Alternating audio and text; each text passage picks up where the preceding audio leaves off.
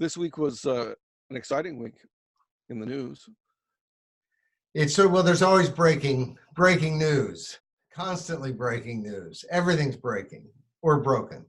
But it seems to me the biggest, most ridiculous, but maybe the biggest story this week was Hillary Clinton suggesting that Tulsi Gabbard is a Russian asset and that they're grooming her to run as a third party candidate, as if somehow anybody running as a third party candidate is suspect and trying to ruin the fate of the two major parties and really vulnerable to, all of a sudden the United States, we can barely hold a election for dog catcher without the Chinese or the Russians or somebody, taking over and having undue influence.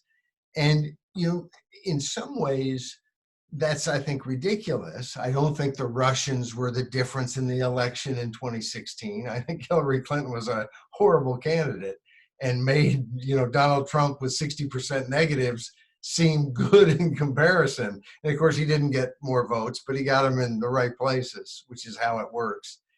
And anyway, it just seems to me that although it's ridiculous on one hand, I don't put it past the folks in Washington to sell out to anybody for the right price.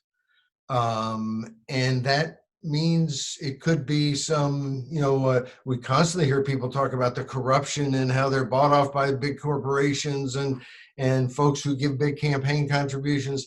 Well, the Chinese, pretty powerful, have a lot of money. The Russians have a lot of money. So it certainly, and we've had people in the deep state who have sold out to the Russians or the Chinese or the Israelis or, so it's interesting to me that they suggest this so easily. I think that our country is pretty vulnerable in a sense, because I think we have people running it who their best way to monetize their position is to sell our country to the highest bidder. And the way to get around that, one way would be to write a bunch of cumbersome laws that require a lot of accountants and lawyers and try to control all the campaign spending.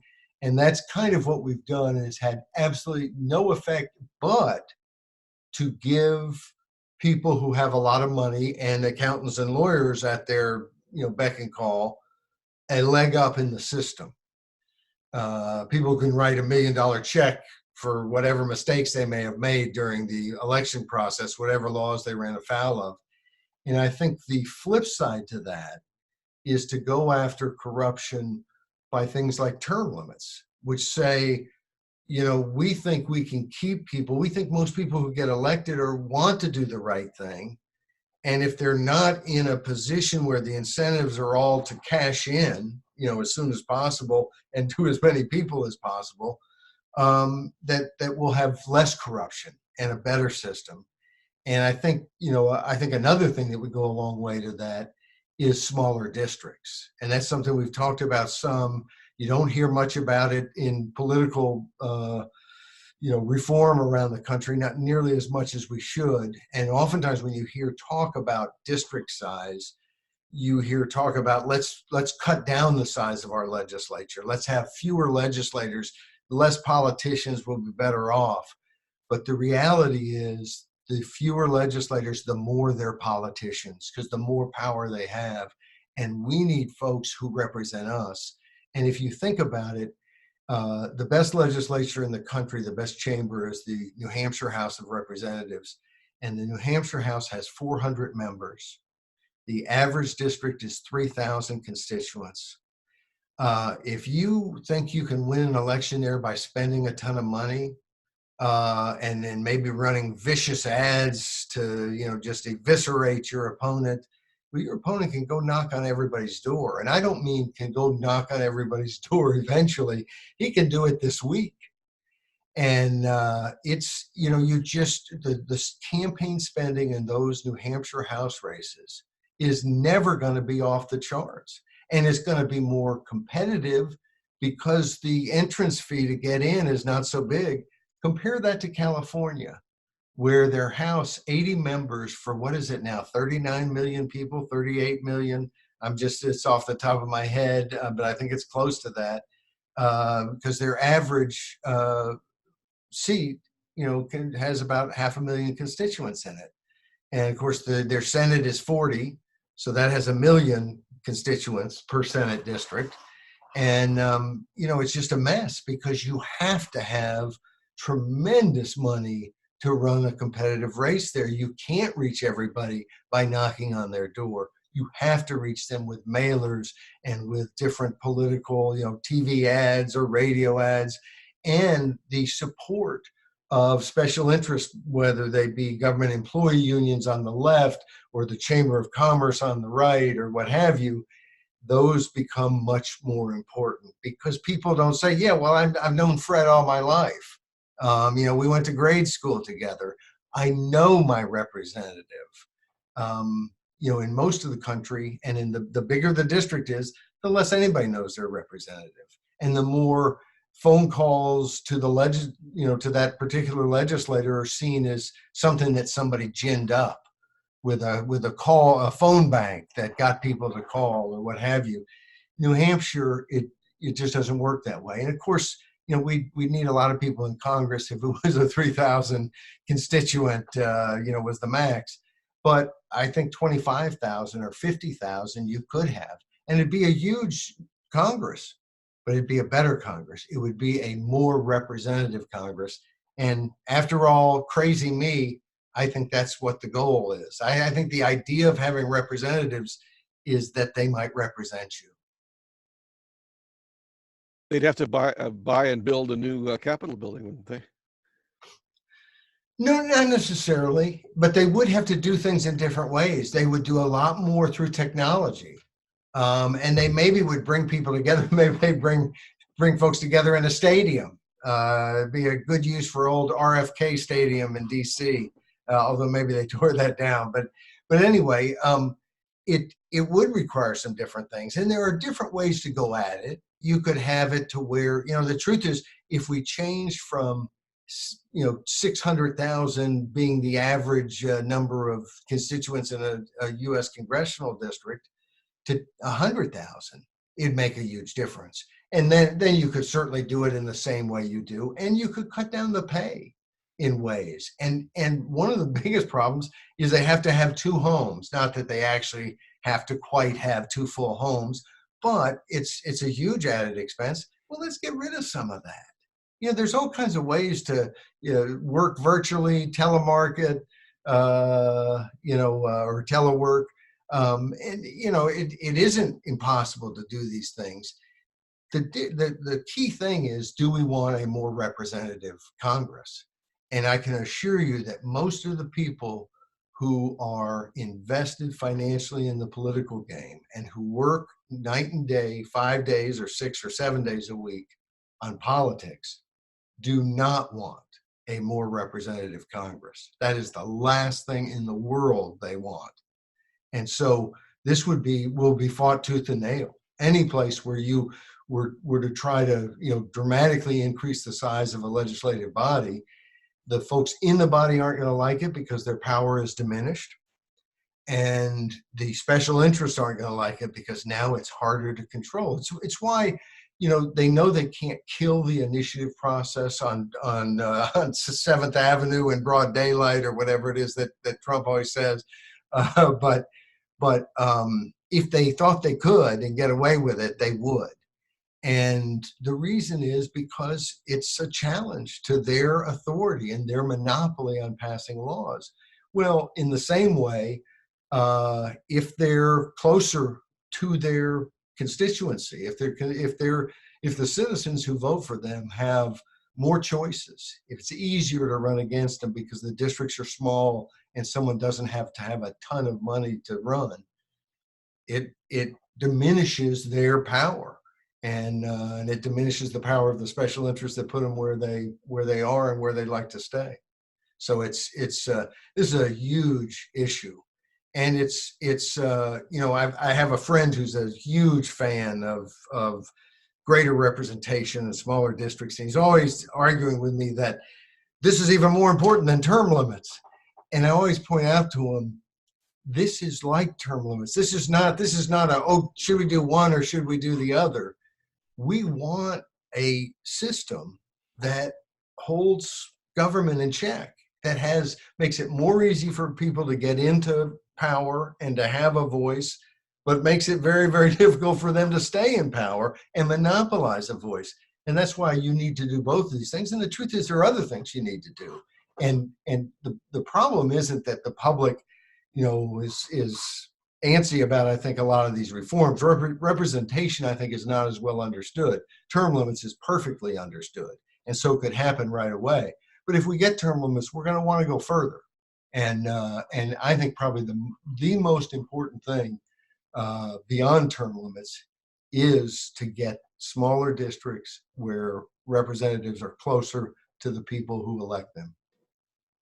Doesn't the Constitution have a provision for increasing the size of Congress according to population growth? And hasn't there been some finagling or some hidden weirdnesses involving this? We wrote a column, and we'll have to go because I didn't envision I was going to be segueing into this subject, so I didn't look it up. But I did a column, and I remember you were quite astounded by some of the things that somebody had fed me. Hey, look at this, the history of this.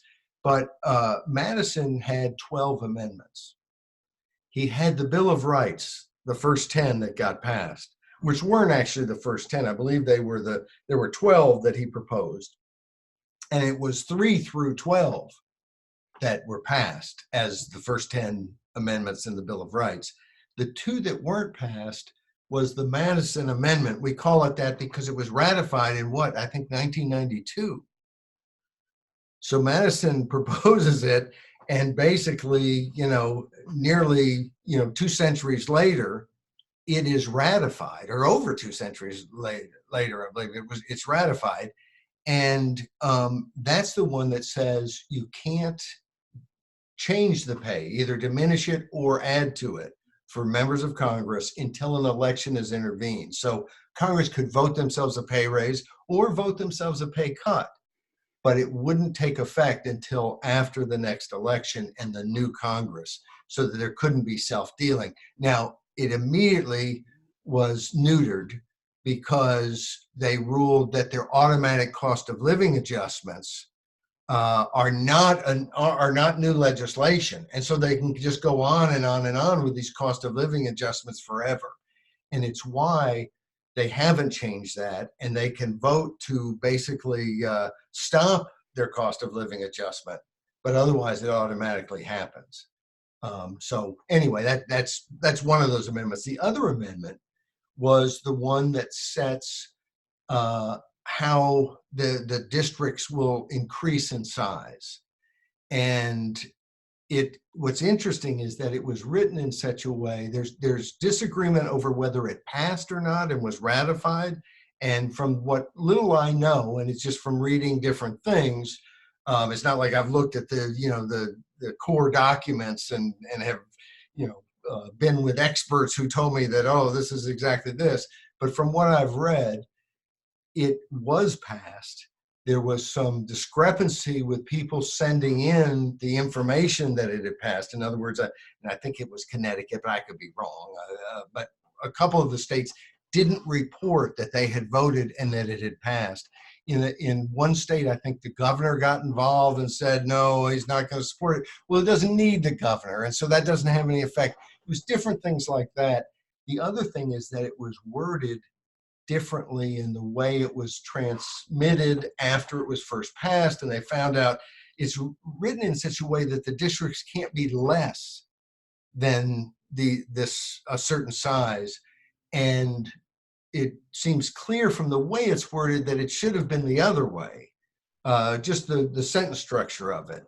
And this may be tough for people to, unless we put all kinds of things on the screen that that show them how it's worded. But the bottom line is there was some sense that they didn't want districts, while they recognized districts would get bigger as population increased, they wanted the seats to increase so that districts didn't become completely wobbly like they are now, where you got over 500,000 people in a U.S. congressional district, and you got a state like Montana, which I think is about 800,000 people, that has one congressional district. So, it is something that the founders addressed, and frankly, because I think everybody who's got a ready, sharpened axe to fight politically has no interest in proposing something that's going to give voters more say so. It doesn't get much attention, but it should. It's a really important thing that we have folks who represent us, and if we're one of a million constituents, we're just not going to get the same representation as if we're one of 25,000. And it's easier to understand than is ranked choice voting, which I like and you like. Yes, and ranked choice voting isn't so tough to understand either. And it's the truth is nothing precludes ranked choice voting if you had term limits and if you had smaller districts. And I think it'd be a good thing to add to it.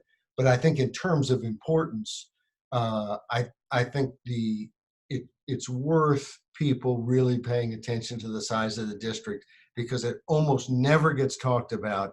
And of all these different factors, I think it is the biggest impact, especially, the difference between here's a district that has 50,000 people and here's a district that has 35,000. Maybe that one isn't tyrannical and the other is wonderful and nirvana. But when you have districts that are 500,000 and 1 million people, you just, the price of admission to run in a district like that is off the charts. And when you're complaining that our politics, they don't represent us and they're always fighting and it's two sides and we can't seem to get what we want, well, then I think you have to look at the fact that, we have some places where it seems to be working better, and we're talking about districts that are 3,000 people. And then we have places like Congress that is just a complete nightmare. And that's agreed across the political spectrum. And you've got these giant districts.